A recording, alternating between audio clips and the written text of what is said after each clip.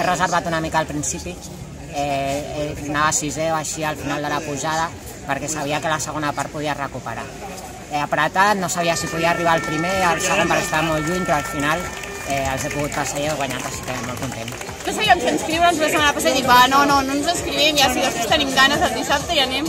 I ara estàvem al sofà, estàvem fent la siesta i dic, vinga va, anem a córrer. Així fem uns 7 quilòmetres, aquest matí teníem mandra de sortir.